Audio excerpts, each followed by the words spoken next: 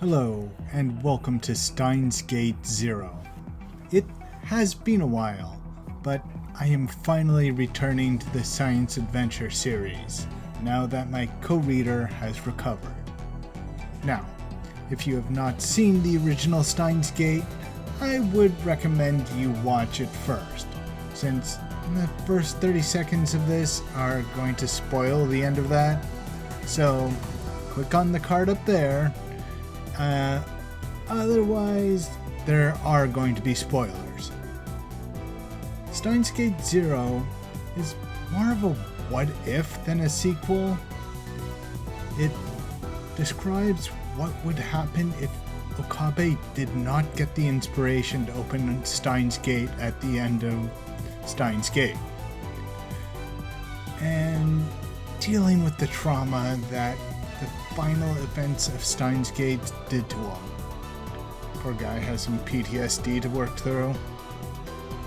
And if you're not aware of the other visual novels in the Science Adventure series, more specifically Chaos Head and Chaos Child, you might be aware of some other organizations that are interested in people who have gone through psychological trauma, and what effects that could cause. So, one last chance before Steins Gate spoilers, and we start a new adventure with Okabe.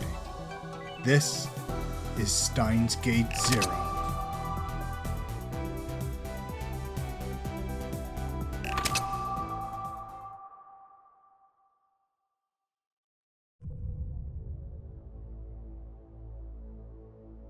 Remember all this? Been a long time, but yes.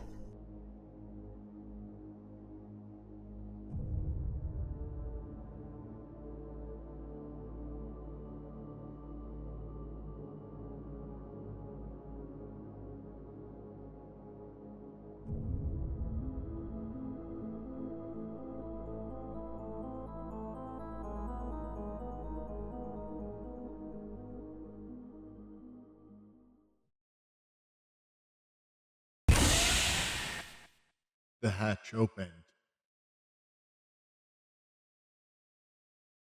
Bright light flooded my eyes. Where was I? My eyes narrowed.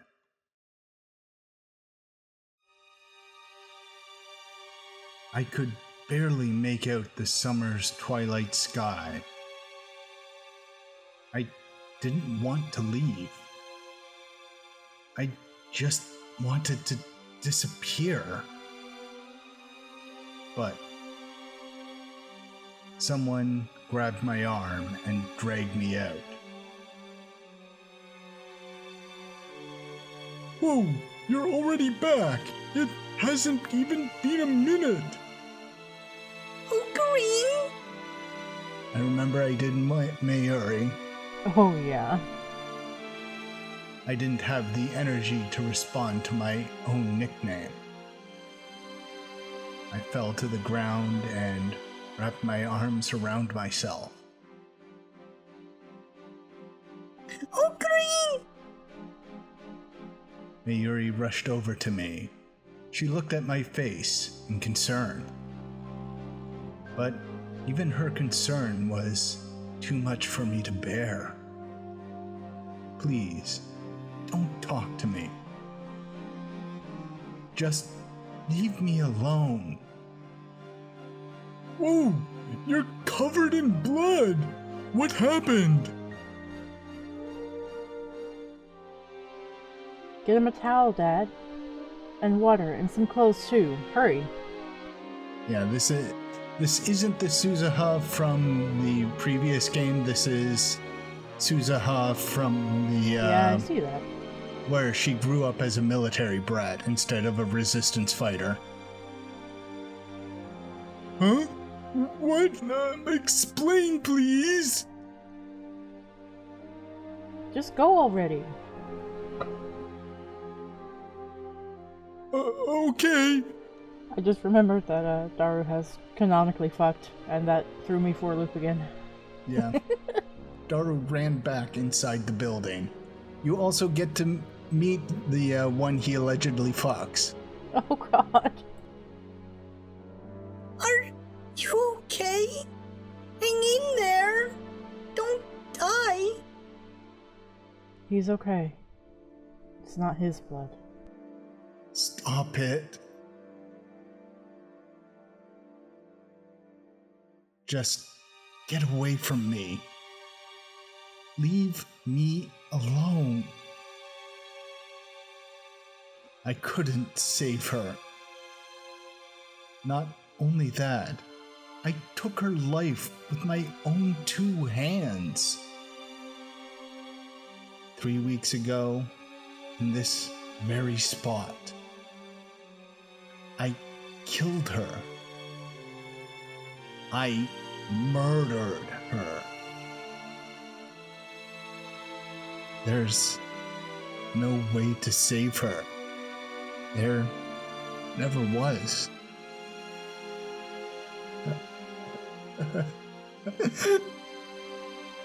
Everything has already been decided. It's the same as it was with Mayuri. Same. No matter how hard I struggle, the result will always be the same. No matter how many times I try, the result will converge on Kurisu's death. The cause doesn't matter. It doesn't matter if I time leap or if I time travel. Going to the past can't change the result. I thought I understood that cruel truth. But now I was forced to realize it again, and in the worst possible way. There's nothing I can do. Nothing. Nothing. I can't save Kurisu after all.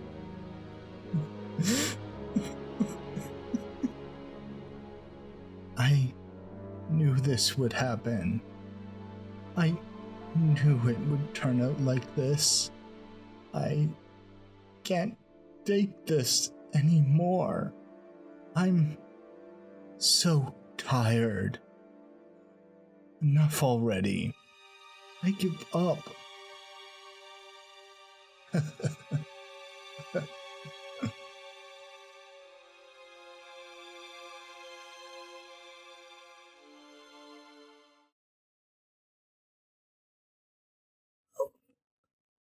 Oh, Korean.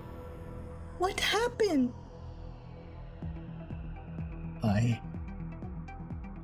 I killed her.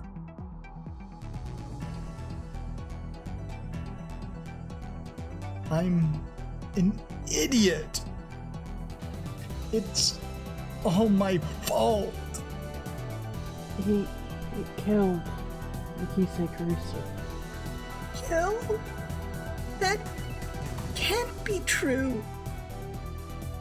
It can't. Don't worry. You've got enough for one more attempt.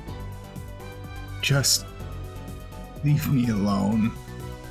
No matter how many times I try, it'll end up the same. What are you saying? Are you going to give up? Billions of lives depend on you, Uncle Okari. Billions of lives, okay. Yeah, because if they don't stop the time machine plans from getting out, World War III starts and the world goes down to about a population of 1 billion. Oh yeah, I remember that. Who cares if you fail once? There's just no way to save Kurisu. You can't stop Worldline convergence. That's the reality of this world.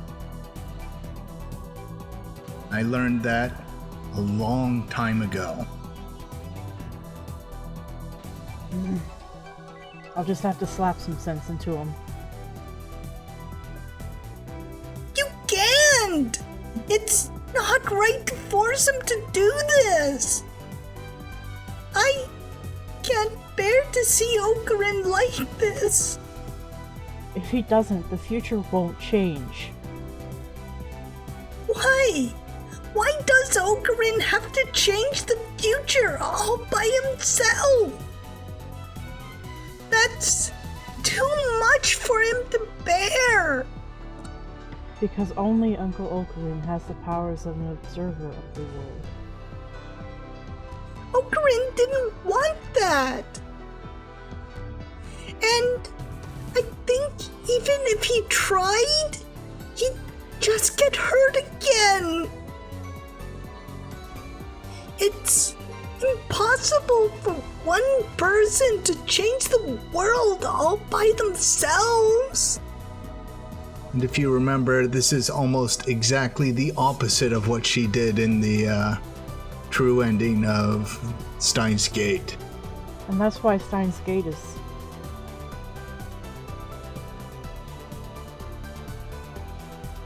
I know how you feel, but I'm here for the sake of the future.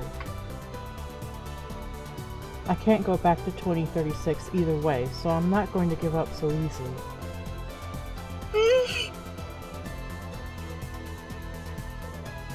Uncle Ocarin, I'll tell you one thing.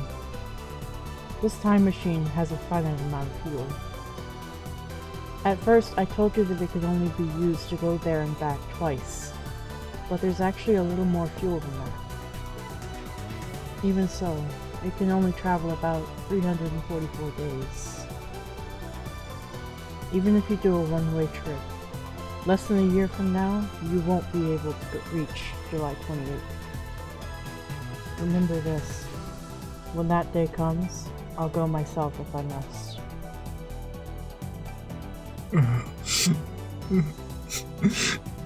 Someone was saying something to me, but I couldn't understand the words.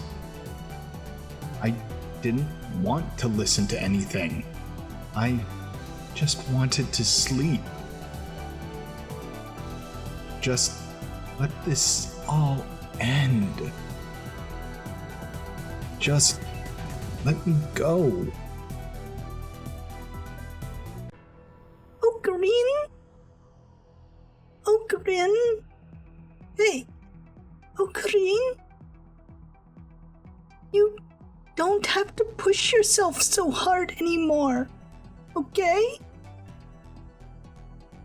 It's okay to cry, Ocarin. Yushi is here for you, okay, Ocarin?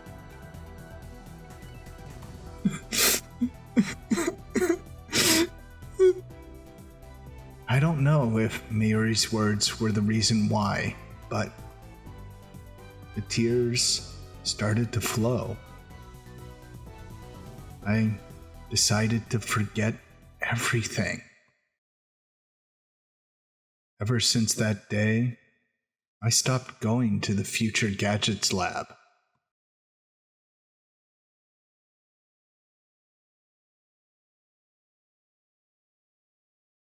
Chapter 1: Missing Link of the Annihilator.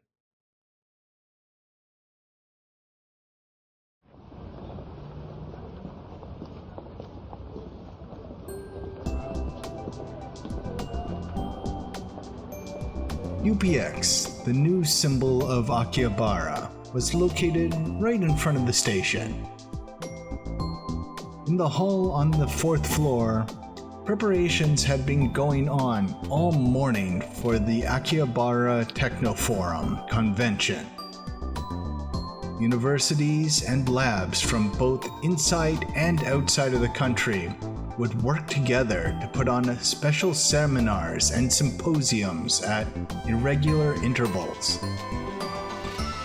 My school, Tokyo Denki University, was participating as part of its industry collaboration efforts.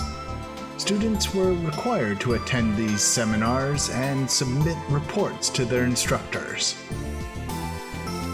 Otherwise, they wouldn't get credit for their related classes. In addition, I was supposed to help out one of the lecturers, Associated Professor Izaki. I had just gotten a list from the reception desk at the shared lobby. I was waiting to check off the names of students who were coming to the lecture. There was still some time before the seminar started, so the lobby was mostly empty. None of the students on the list were here yet. I was bored, but I couldn't do anything but wait. The old me never could have imagined doing anything like this, but impressing Izaki was part of my new goal in life. Victor Condria University, which I believe was Kurisu's university. Yes, that was my new goal. Izaki did a lot of joint research projects with them and knew a lot of people there. The best first step to getting there my brain could come up with was being his assistant. Also, this convention was holding another seminar by Victor Condria University after the one held this summer. Of course, that interested me too. Summer.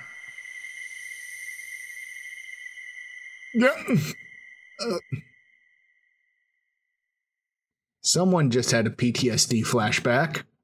Oh, that's not good. An image of her as she was then flashed through my mind. I was trying to get to Victor Condria so that I could learn about the work that Makise Kurisu had been doing. I wanted to try to do it myself. Of course, I wasn't a genius like Kurisu. I knew there was no way I'd ever be able to do exactly what she did. But if I could do even 10% of it. Honestly, I'm amazed that I've recovered so well. I thought that to myself and chuckled, just as a voice called to me from across the lobby. Excuse me? Huh? That is a lot of fucking hair. Yeah. I looked up and saw a young girl approaching from the elevator hall. She was short and petite. Everything about her was small. I could kind of make out a few of her curves that don't appear until after puberty. So at least she wasn't in elementary school, but maybe middle school? For someone with such a cute face, she clearly didn't care about her appearance. Her hair wasn't styled, and it poured down her back. Yeah, I don't think someone could grow that amount of hair in the, if they never cut their hair from birth to middle school. Even I could tell her clothes weren't very fashionable. No, I think she just hasn't cut her hair ever. Those are extensions, baby. Excuse me, where's the staff room? This is the ATF seminar? Clearly not a place where a middle school girl belonged. She'd probably just come to the wrong place. Knowing someone who is that short, being mistaken for a middle schooler probably is not going. Yeah, like it just brings me to the mind of the pun. Do you think people who are smaller than normal are so angry because they have a short temper. That is a good one. I know that. How many times am I going to have to say this? I'm betting she's an adult or a professor. This is the first time you said it to me. And you're the fourth person I've said it to since I got here. Irritated, she pulled a card out of her jacket. It was one of the IDs given out to invited guests. Her name and the name of her workplace were written on the front. Huh? Victor Condria University, USA. Brain Science Institute. Victor Condria University, USA. Brain Science Institute? I looked at the card, and then at her, and then back at the card. Then I looked at her again. I'm just thinking of the Axe body spray commercials. The Old Spice ones, yeah. Or Old Spice, that's it, yeah. I finally realized. Oh, so that's it. Where did you find this card? Thanks for bringing it back. I've done that 3 times already, too.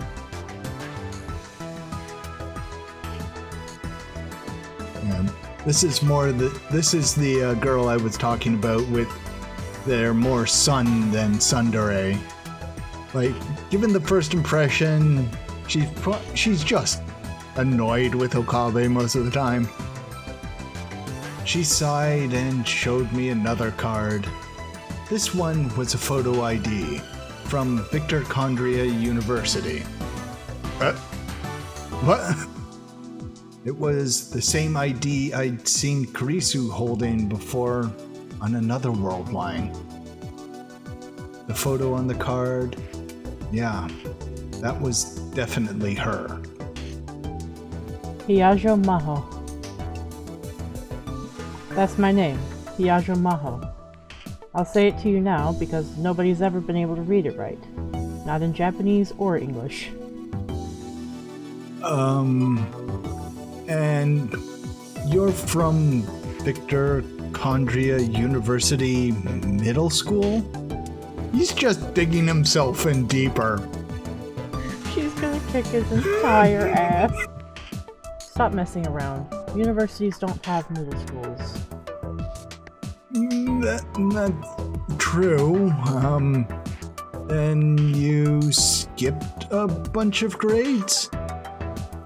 Unlike in Japan, it wasn't uncommon for Americans skipping grades. Kurisu had made it to university at age 17. But still, a girl this young working in a university lab? You see it quite often in anime. Yeah, to be fair, you don't generally see the average person as a protagonist in anything. No one wants to see, Joe Smo going about his business. Yeah. Can I ask you something? How far can she stick her boot up his ass? Pretty fucking far. It's a little boot. Sure. You're feeling pretty shocked right now, right? Let me guess. A small child like this? I can't believe it. Right? Or are you one of those, she must be amazing to be able to do that at her age types? She got me. Look here. Closely.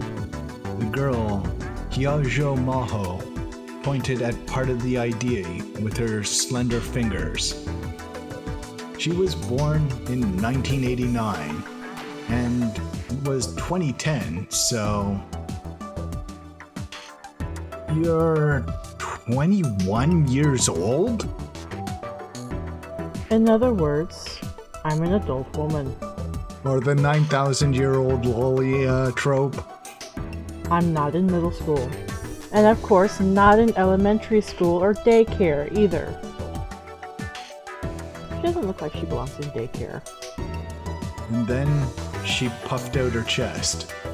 There wasn't much to see, but I could imagine her saying, "They look bigger when I'm not wearing clothes. They're huge." I have tens of centimeters of bosom. Tens! Vast tracts of land. What's that look supposed to mean? No, sorry. I apologize. I couldn't believe it. She was older than me. If Darl was here, he'd be dancing around screaming, "Legal lolly for the win!" Legal lolly. It doesn't matter, I guess. I get the same thing all around the world, no matter where I go. Yeah, I'm sure. Did you say something? No, I didn't. Still, the Brain Science Institute? That's where Kurisu worked. Which means this person might know a lot about Kurisu. I held back the impulse to start badgering her with questions. I looked at the pamphlet with the seminar schedules. Victor Condria's schedule was the last one for the day, and was clearly intended to be the biggest. Was this Hyajo Maho girl going to give a lecture? Why not? Kurisu gave a lecture 6 months ago. Just like Kurisu had done at this summer convention? No, wait. That's wrong. That never happened. Mikitsu Kurisu never gave any lectures over the summer. That happened in the Alpha Worldline. In the Worldline I inhabit now, before the summer convention, she'd already... Are you giving the lecture today? No, I'm here as assistant. Oh, and translator too. I looked at the pamphlet again and saw that the lecturer was a man named Alexei Leskinen. I'm having more trouble with the English name than the Japanese name. Well, I guess it sounds more like a Russian name. Scandinavian/German. Alexei Leskinen, a professor at Victor Condria University and the chief researcher of the Brain Science Institute. The topic is the artificial intelligence revolution. Sounds interesting. And also, this is why there is less tsundere, because Kurisu is dead.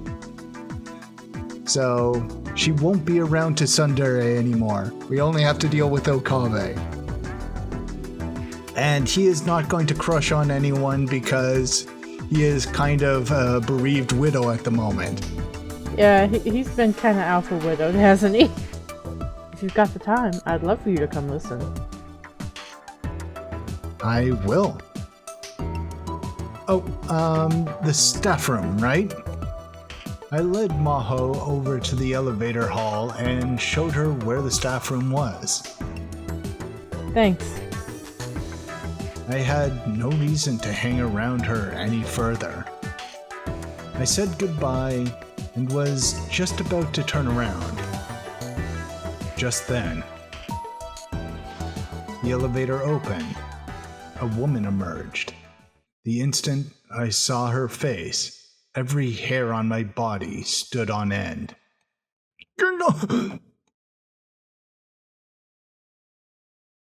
Moeka. Oh, I remember you. Is she wearing a top? It doesn't look like it. It doesn't look like it. Kiryu Moeka. It was all I could do to keep myself from screaming. calm down. This is the beta Worldline. Yuri is alive. Yeah, she might still be around her, or working for Mr. Braun. That's true. That doesn't mean she doesn't have her hands in some shit. Moeka's not going to kill her.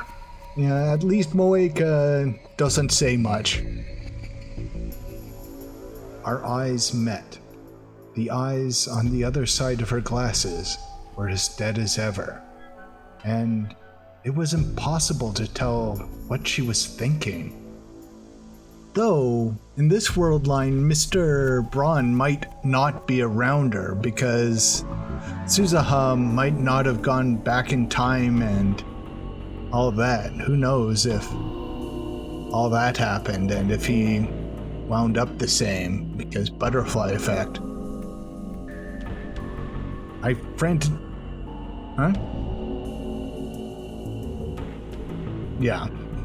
I frantically averted my gaze before she realized something was wrong. She tilted her head for a second, but quickly lost interest in me and turned towards Maho. This is something you don't see in visual novels very often. The back of people's heads. Yeah, the back of sprites of backs of people. The cryptid of visual novels. Oh, you're with the magazine, right? I'm here about that interview. Even in this Worldline, Moeka still only spoke in faint whispers. Dr. Liskanen isn't here yet. It may be a minute. Okay. If you want, I can go over the system until he gets here. Thank you. The two of them disappeared into the staff room. As I watched them leave, I took a deep breath. Yeah, he's still got trauma. He is not doing that well. Listen, buddy, you are like the opposite of okay. I tried to calm down, but it wasn't working. Kiryu Moeka, is it going to be you again? It was a terrible feeling, like a cold finger tracing the wounds in my heart.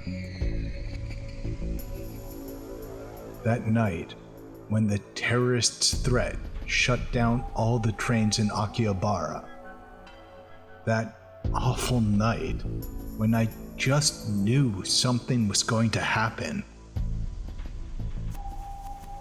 Are you going to do it again? Here?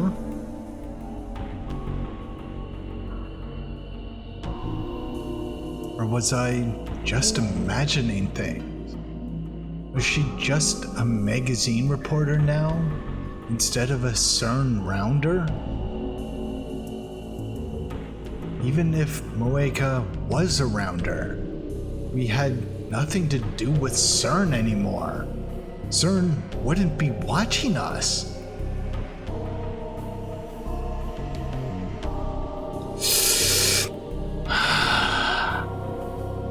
Yeah, CERN might just be interested in Leskin. I took another deep breath, grabbed some of the anxiety meds in my pocket, and swallowed them down with some mineral water I brought ahead of time. Well, it looks like he's getting treatment if he's got anxiety meds. Yeah, it would take 15 minutes for them to kick in. Those 15 minutes were always pretty rough. I laughed at myself a little and sat down on one of the reception desk's chairs. That PTSD is kicking his ass. Ocarin, are things going okay with Mr. Seminar? Yeah, no problem. I see, that's great. I can't wait to see what kind of seminar it'll be. Mayushi wishes she could have seen it too. It may be a little too hard for you to follow. She made her own little emoji. You're right. Okay, I don't want to get in your way. Bye! The table was filled with leaflets, pamphlets, and other things for the attendees. My eyes wandered to one of the pamphlets. Nakabachi Theory and the Genealogy of Pseudoscience. This pamphlet was for Professor Izaki's seminar. Nakabachi Theory. The paper he had announced in Russia. That paper held the key to creating a real time machine. On that day, July 28th, Nakabachi had stolen the paper from Kurisu, his own daughter, and left with it. I knew that. Only Nakabachi and I knew that. I flipped through the pamphlet. It was a brief introduction to the many forms of pseudoscience and fake scientific discoveries that had emerged since the start of the 20th century. On its own, it did make for interesting reading. And at the end of the pamphlet, Nakabachi Theory was introduced as nothing more than another entry in that long list of fakes. So, Dr. Nakabachi's time machine theory had been completely ignored by the academic world. All the glory, fame, and power he'd wanted so badly that he was willing to get rid of his own daughter? He didn't get any of it. I don't know, Russia might be covering it up just so they can exploit it without the US or any of the allies trying to copy it too. And I'd heard rumors that after the announcement, he'd been imprisoned in a Russian lab. To make it even funnier, he thought he was getting VIP treatment. For a short time, there were essays and interviews in bogus academic journals. Even there, it was obvious it had all gone to his head. The ironic thing was that Nakabachi Theory was completely correct and completely revolutionary. The Russian government was worried about it leaking, and the SVR was doing everything it could to keep it under wraps. But under the surface, there was a full-scale information war beginning over the paper. The time traveler from 2036, John Titor, had told me so, which meant it had to be true. Was World War III really going to happen? There was no point in thinking about it. Just a little more before the drugs kicked in. I closed my eyes.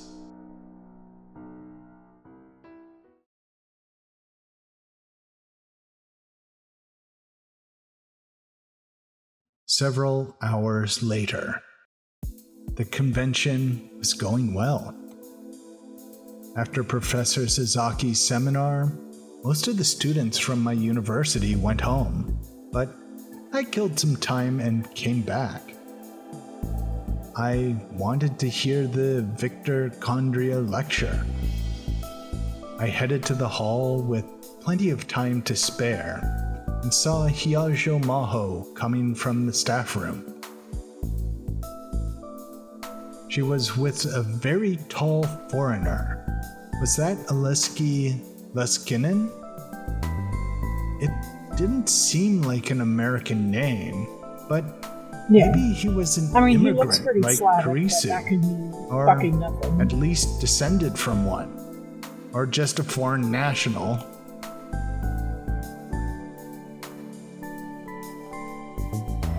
Yeah, I didn't mean to eavesdrop, but the looks on their faces was so serious that I couldn't help but listen.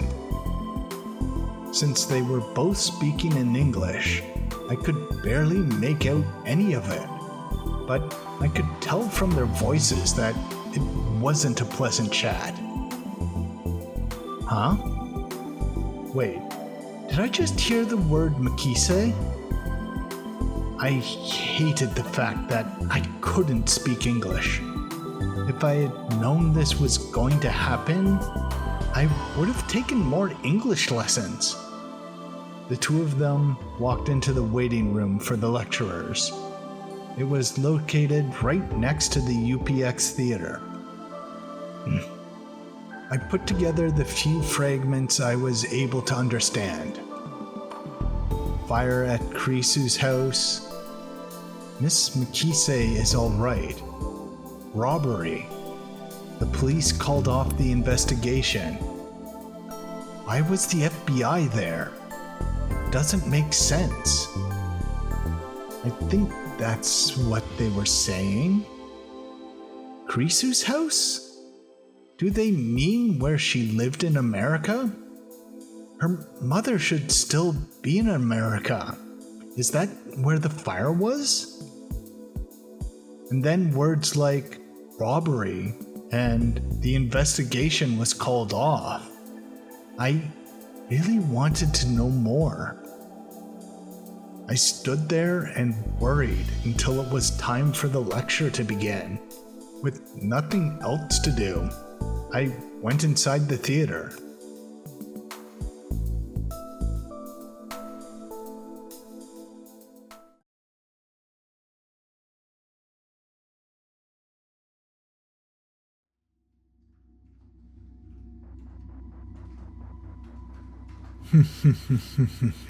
Oh, Okabe, my boy, I am disappointed.